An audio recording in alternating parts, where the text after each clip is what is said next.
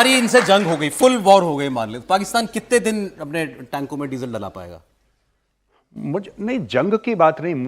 देखिए, पाकिस्तान के पास एक मैं आपको एक टेक्निकल कॉन्सेप्ट समझाता हूं, वी कॉल इट मोबिलाइजेशन। क्या होता है कि फौज बॉर्डर जाती है ना, फौज का हथियार, फौज की एमुनिशन, तेल, खाना, रसद, पूरा एक इकोसिस्टम बॉर्डर पे मूव करता है, क्योंकि फौज बॉर्डर पे बहुत कम जगह है, राइट?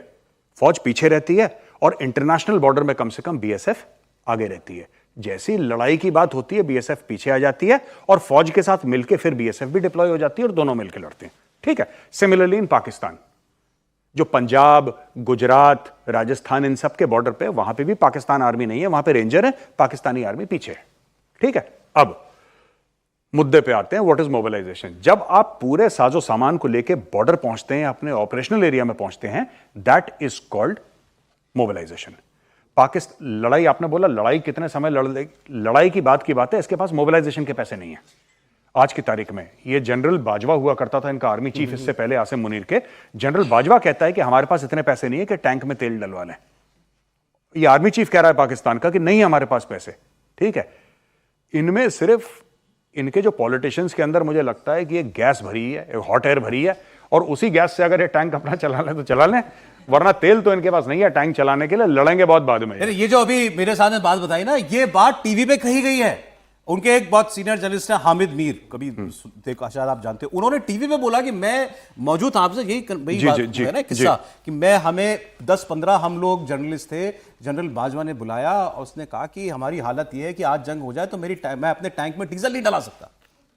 अगर वो थोड़े दिनों पहले तक डीजल नहीं डला पा रहा था तो आज न्यूक्लियर कहां से उड़ा देगा? हाँ, वही, ये देखिए ना, मैं आपको बताता हूं कि ये जो भी धमकी है, अच्छा एक बड़ा इंटरेस्टिंग कॉन्सेप्ट है, अगर आपकी अनुमति हो तो मैं समझाना चाहूंगा। देखिए, हमारे यहां political power is the top power in India, यानी कि अगर राजनाथ सिंह जी कोई बात करते हैं तो उस बात में दम है कि भारत के इंडिया के डिफेंस मिनिस्टर ने कुछ बोला है, राइट?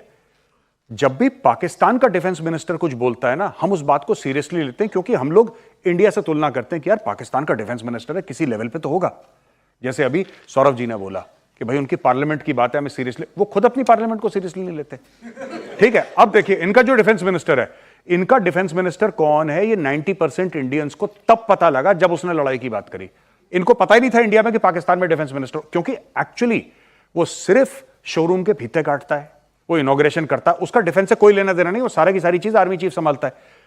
तो अब उसने धमकी दी कि न्यूक्लियर का ये कर देंगे, न्यूक्लियर का फलाना कर देंगे। तो ये सारी की सारी जो चीजें हैं ना, हम लोग तुलना करते हैं कि यार अगर राजनाथ सिंह जी ने कोई बात बोल, अब जैसे मोदी जी कोई बात लेते हैं, पूरा देश उसको बड़ा सीरियसली, मोदी जी ने बोला कि हम एक एक चुन चुन के इनको निकालेंगे कहां पे, राइट?